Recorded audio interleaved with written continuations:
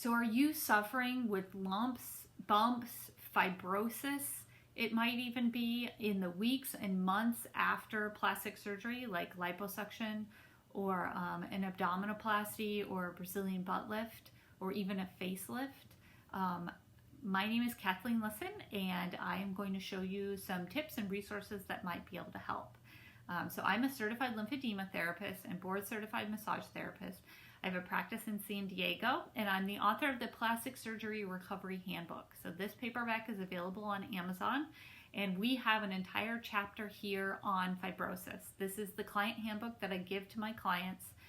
People come to see me to reduce their swelling and their fibrosis after plastic surgery. So let's really dig in real quick and find out how we can help. So chapter 5 is where you want to start, improving scars and fibrosis. So I talk in the first several pages about lasers, the silicone sheets, several different things we can do to improve the look of the scar. And then right here on page 63, we really get into fibrosis. What are those lumps and bumps after liposuction? So I share a research study that shows the different types. These are plastic surgeons that write research for other plastic surgeons, and they explain the 4 reasons that you might get lumps and bumps after liposuction. And then understanding which reason, why is it that you're getting this fibrosis after your liposuction, will help to guide how we're going to take care of it. I share about treatments for loose skin, and then I really get into the treatments for lumps, bumps, and fibrosis. So the first thing I share is the abdominal and the lumbar boards. Those can be very important. They can be super helpful for my clients. Usually if they have a Brazilian butt lift or just some liposuction, that will really help. And the lumbar board will help if you have liposuction on your low back. So I get into, with my clients, I have a recipe here for how you layer the compression that goes inside of your faja. How do you wear your foam inside your faja? How do you wear that abdominal board and that lumbar board? So I share that right on page 70.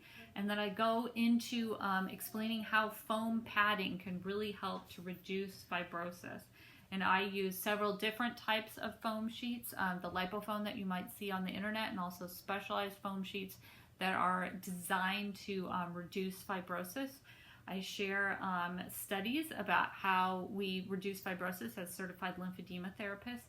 And then I get into some techniques that the massage therapist can use to reduce fibrosis. So that starts on page 72 and 73.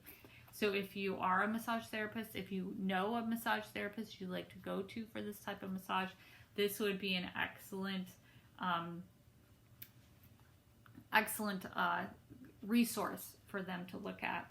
And then how I have my clients prepare for their fibrosis massage session. Other modalities, other ideas for how to help fibrosis, and then really super important on page 77, my resources for how clients can help themselves at home. And these are very interesting exercises that you can do to reduce fibrosis. So this will start once your surgeon has cleared you for exercise. You can use some of these tips on page 77 and 78.